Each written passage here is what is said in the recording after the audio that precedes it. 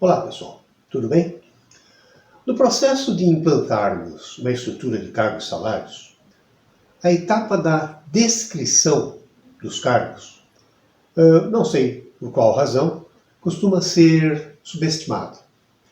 Eu não sei se porque consideram que elaborar uma descrição não é algo cerebral, porque exaustiva, porque você tem que escrever bem e dentro de uma certa lógica, isso cansa.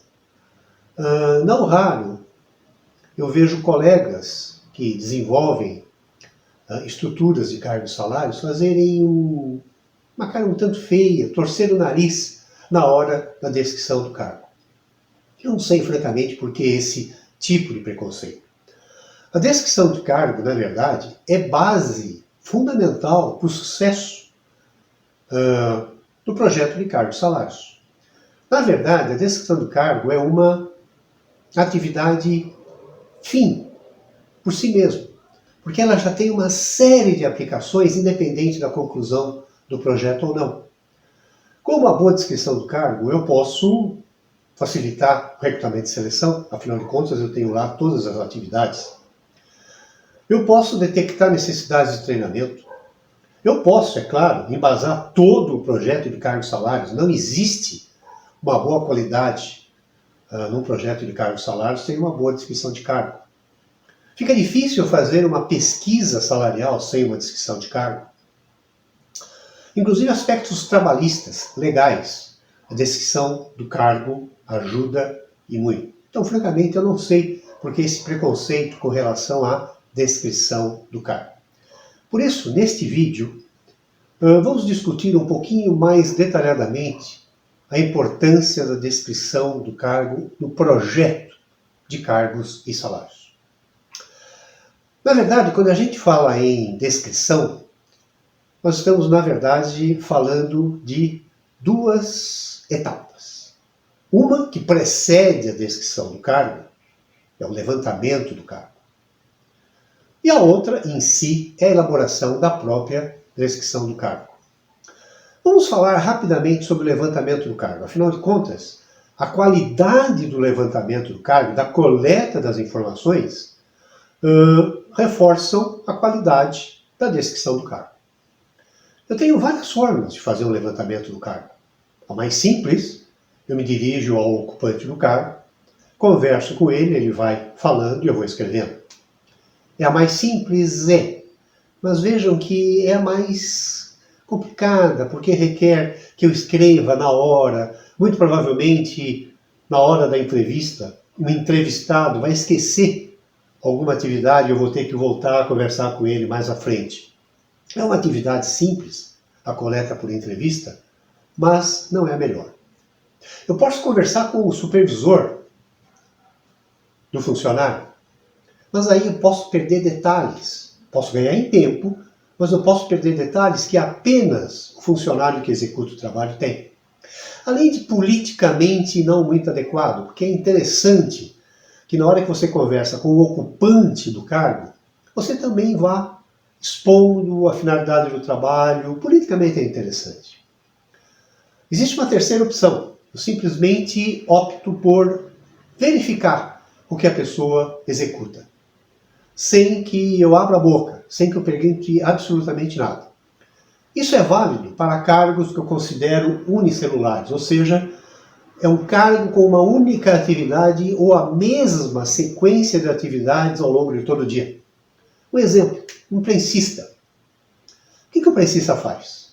Ele prepara a máquina, abastece a máquina, posiciona a chapa, aciona a prensa, retira a peça prensada, faz uma rápida análise da qualidade da prensagem e posiciona para qualidade.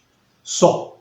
Ele repete isso 8 horas por dia. Portanto, se eu ficar lá alguns minutos, eu já vejo o que ele faz ao longo de todo o dia. É uma exceção, mas é válida. Mas ainda a melhor forma de você coletar informações é quando você entrega um formulário, dá um certo tempo para o funcionário responder esse formulário, ele tem tempo de pensar, de se lembrar de tudo que ele faz. te devolver esse formulário e com base nesse formulário que já está escrito, você apenas entrevista o ocupante do cargo, dirimindo eventuais dúvidas. Veja, você não pode escrever o que ele está fazendo. Não precisa, porque já está lá escrito. É apenas anotar algum detalhe que não ficou muito claro na hora que ele redigiu o levantamento, elucidar algumas dúvidas e pronto, está resolvido. É um processo um pouco mais lento? É. Requer mais recursos? Talvez. Mas, para elaborar uma descrição de cargo, ainda é a melhor opção.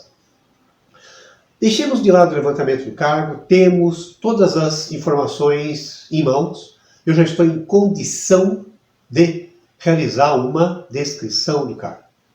Vamos falar então sobre como elaborar uma descrição de cargo. Antes de iniciarmos o processo de descrição, eu gostaria de comentar o que uma descrição do cargo não é. Em primeiro lugar, a descrição do cargo deve refletir o que a pessoa faz naquele instante. Ah, mas ela gostaria de fazer uma outra coisa. Tá bom. Um outro profissional relacionado à área de processos, com base nessa descrição, é que pode rever o processo e verificar se a sequência de atividades está correta, lógica, racional ou não.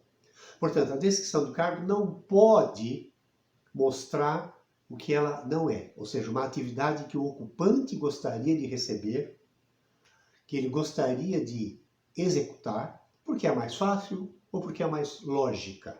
Portanto, retrate o que o ocupante faz naquele instante. A descrição de cargo não é um manual de instruções. Pasmem, mas eu já vi descrições com a seguinte orientação para o operador: ligar a máquina. Desculpa, mas descrição de cargo não é um manual de instruções onde você entrega para o funcionário recém-admitido no primeiro dia e fala, ok, é só você seguir o que está aí e pronto, execute as tarefas. Não é. A descrição de cargo também não é uma obra literária com um português sofisticado, com uma redação sofisticada. Nada disso. Ela tem que ser compreendida por qualquer um. Se o entregador de pizza vier entregar uma pizza e eu entregar para ele uma descrição de cargo, ele tem que entender e saber o que é que eu faço. A descrição de cargo também não é pessoal, é algo impessoal. Ela não reflete a qualidade de trabalho do ocupante. Se ele faz aquilo bem ou mal, rápido ou não, não é o caso. O que importa é que ele executa aquilo. A descrição de cargo tem que ser organizada. Ela tem que ter uma fragmentação por período de execução. Tem que ter uma sequência lógica. Por outro lado também, uma descrição de cargo não revela várias atividades similares, apenas que com finalidades diferentes. Por exemplo, eu emito o relatório A, depois eu emito o relatório B, depois eu emito o relatório C. Não, a atividade é emitir relatório, e isso basta. Pois bem, vimos o que não é uma descrição de cargo. Vamos então agora elaborar uma descrição de cargo. A descrição de cargo ela é composta de 3 partes. A primeira parte é o cabeçalho, é a identificação do cargo. É onde eu tenho o título do cargo, eu também coloco o título da função ou a função daquele cargo, lado a lado. Por que eu faço isso? Eu posso ter um cargo assistente administrativo, que é um cargo que executa atividades diversas, apenas executa. Eu posso ter um assistente administrativo na área de compras, na área de pessoal, na área de contabilidade e assim por diante. Todos fazem uma atividade similar, com o mesmo grau de dificuldade, mas perfil diferente. Então, para não ter várias descrições se repetindo, eu tenho um cargo só. Título do cargo, assistente administrativo. Função, compras. Função, administração de pessoal. Função, contabilidade. E assim por diante. Alguns também colocam o número do CBO, embora o CBO esteja defasado em relação à atualidade dos cargos, ainda atende a alguns casos. Mais importante é você identificar um código, criar um código seu, que defina a característica daquele cargo. Identificado o cargo, seria interessante identificar também no cabeçalho a área onde aquele cargo se posiciona.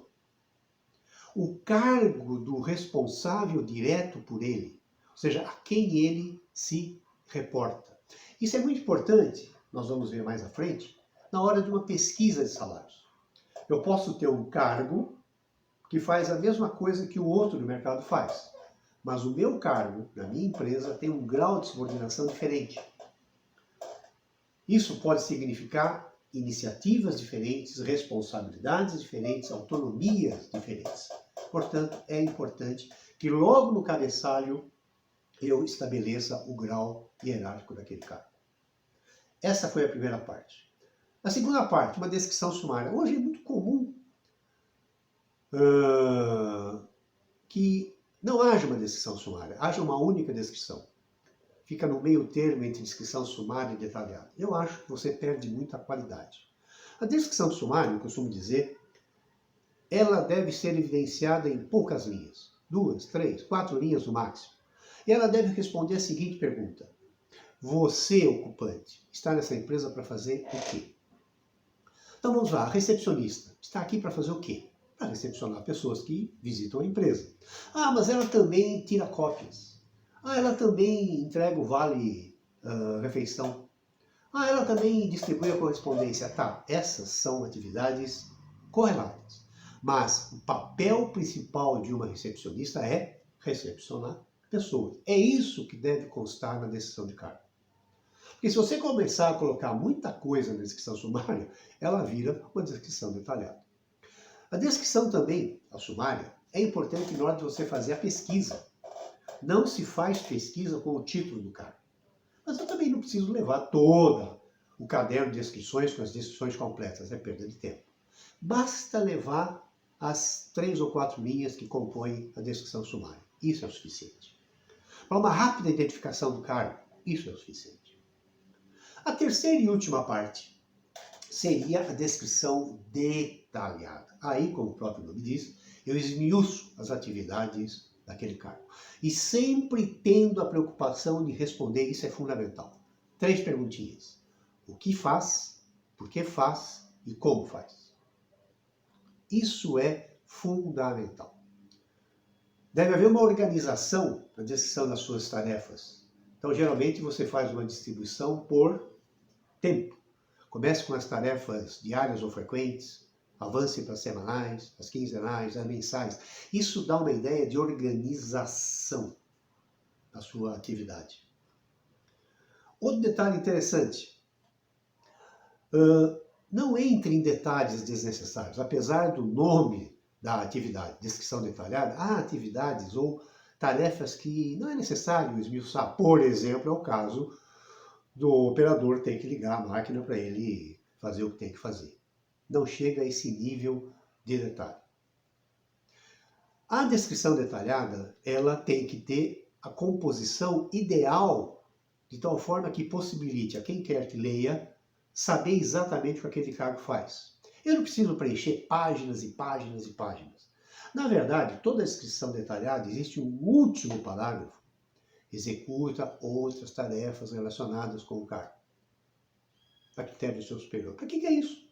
Para colocar todas aquelas tarefas que são de pouca importância ou não são tão frequentes, não é?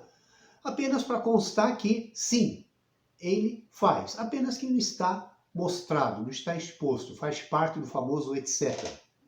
Executa outras tarefas relacionadas com o cargo. Isso acaba com problemas trabalhistas ou qualquer dúvida que o ocupante do cargo tenha em relação ao seu trabalho. Espero que vocês tenham gostado desse vídeo. Assistam os nossos vídeos no YouTube ou acessando a nossa página, o nosso site na internet. E te aguardo para o próximo vídeo. Até a próxima!